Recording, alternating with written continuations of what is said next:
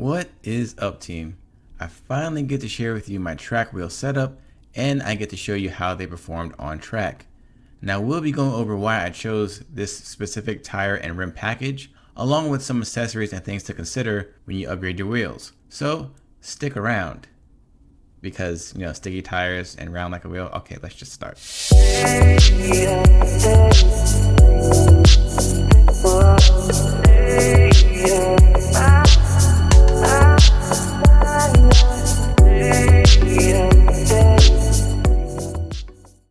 Yes, the Enkei RPF1s and the Toyo Proxes R888Rs. They are popular for good reasons. They are affordable and they perform very well.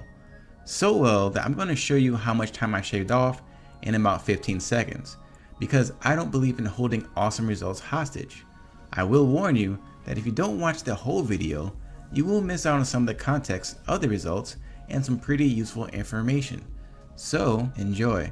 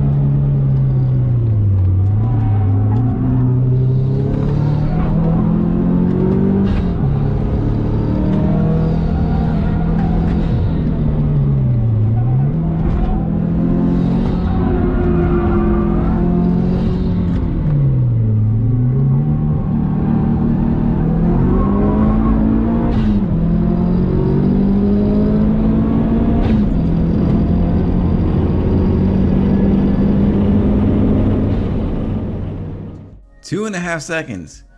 That is using the same driving lines and techniques. I purposely did not change my lines or my driving habits, so the results reflect on how the parts performed opposed to any improvements of my driving. One lap where I was chasing a modified C8, I did dip into the 105s, but Benji can make very low 106s rain all day. That is until Break Fate enters the chat. But one of the biggest issues I've had while driving was staying planted in the seat. The amount of G-force I experienced with this setup had me all over the place, which definitely affects lap times. So I'm thinking about getting a harness bar and maybe more track-oriented seats, but we'll see what the future holds. Now I want you to keep in mind that these tires are street legal competition tires, so this setup is not a full race setup. Now that we know the results, let's talk about the components. I chose the Enkei RPF1s because of the cost, weight, and the ability to clear large calipers. The size is a 17x8 with a 5x100 bolt pattern and the plus 35 offset, which is a ½ inch less in width and an increase in offset by 5mm compared to my street wheels. Now there are many forged aluminum wheels to choose from, but not all designs will clear big brakes, fit my car, and fit my budget. Which leads me to a word of caution: track wheels get beat up. So just know that they probably won't stay show perfect for long. Now in terms of styling, the RPFs are very nice, but my exterior aesthetics were built around the BBS LM design. And for me, they just need to perform well. When buying wheels, you should pay close attention to the wheel design in terms of function. Make sure you order an appropriate lug set. You get the right valve stems and you get hub Centric Rings if you need them. Forgetting these things can leave you with a car stuck in the garage or worse, on the side of the road. Not all lugs are compatible. There are many styles of lugs. The first observation is whether you have lug nuts or lug bolts. Once you figure that out, the thread size and surface where the fastener mates to the rim is where most issues arise. Most of my wheels required a slim lug nut with a 60-degree tapered seat. I picked up these Moteki lugs with floating seats. The lug has a long body that is open on both ends, which is useful if you have extended wheel studs. The floating seat means they move independently from the body of the lug. When I'm installing or removing them, the friction is minimum between the wheel and lug surfaces. The torque is generated from rotating the lugs onto the studs, which builds tension in the stud, which in theory is the proper way to torque wheels.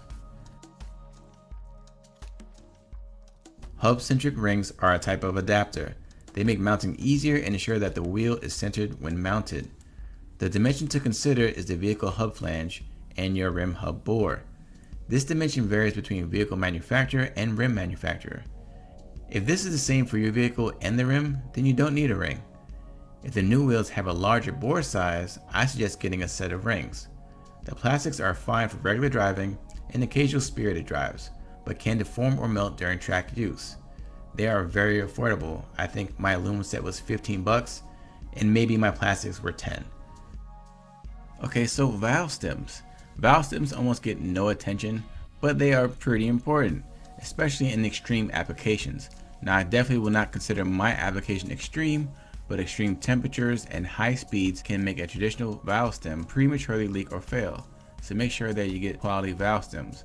The Enkeis do come with these metal stems, and I think the color depends on the finish, so I did not have to source my own stems. Alright, so it's time to talk about the tires. I chose Toyo tire Proxes R888Rs, and the size is 235/40 R17. These are 10mm narrower in width and 4mm shorter in height than my street tires. I knew I had more grip with this compound, so I want to try a smaller size to give myself a little more clearance from the fender when I'm hitting the corners. What's nice about comp tires is that there are operating specs specifically for track use directly from the manufacturer. Technically, these are dot rated tires, which means they technically can be driven on the street. However, these are not meant for the street or for highways. The treads can handle very minimum precipitation and the compound is very soft, so they can be very slippery in non-dry, non-track conditions. They also wear out relatively quickly compared to road tires. So I definitely would not recommend these for your daily. Now I know it's tempting because race car, but it may cost you money and it may cost your safety. And speaking of safety, who wants to see me lose it on track?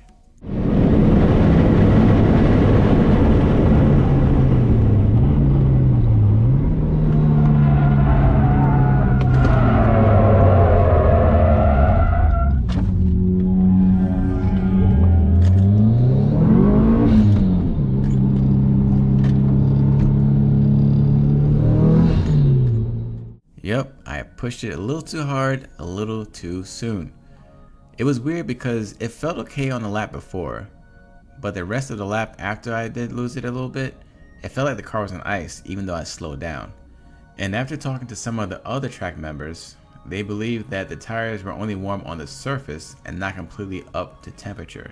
So I learned something and was able to drive away from it, which I am very grateful for. Between the rims and tires, a significant amount of material was reduced due to the smaller sizes, which helps reduce weight, but also I lose surface area for grip. Finding that balance is kind of a part of the journey, so you gotta play with that. But now let's look at the weight difference between my street and track setup. The street set weighs in at 45.6 pounds per wheel, and the track set weighs in at 38 pounds even. So we'll just say that there are about 7.5 pounds difference between the wheels. But 30 pounds?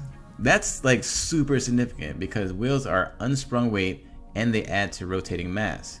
So reducing my wheel weight by around 17% is a win, and I'm really happy with this setup. This seems to be an argument between enthusiasts, and in my opinion, it's not really necessary. This is a wheel rim, and this is a wheel, as stated by several OEMs and manufacturers.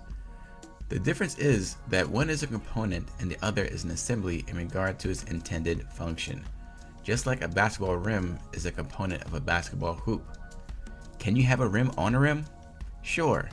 That's because a rim can also be a design feature of a component, like the rim of a glass. It's acceptable to call these wheels or rims because they are both literally in the name, wheel rim. This is like another weird argument, soda pop. If I say wheel or rim, you probably know what I'm talking about. So let's save our breath for a more worthy argument. I've always known my street setup was not suited for track use. The rims are cast so they are heavy and the tires are summer road tires. My rims are reps, but BBS doesn't make emblem sizes or bolt patterns that would work for Benji. In most applications, my street setup is great, but compared to my track wheels in terms of performance, it's really apples to oranges. The road noise is increased massively with the track wheels, but I think that's a byproduct of reducing the weight and the tire size because weight and size can act as NVH dampers. Now I really wanted to show the difference between changing just a tire and then just a rim and then both together, but that would require a bunch of mounting, dismounting, balancing, and another set of wheels and tires, which had put a big dent in my budget. At the end of the day, I'm very happy with both sets. I am open to testing different wheels, rims, blades, tires, rubber, or whatever you want to call them. Let me know in the comments if you have recommendations or colors to paint my current wheels. On another note, here's a peek at the big brake kit, which will be the next part of this series where I install and test components on the track.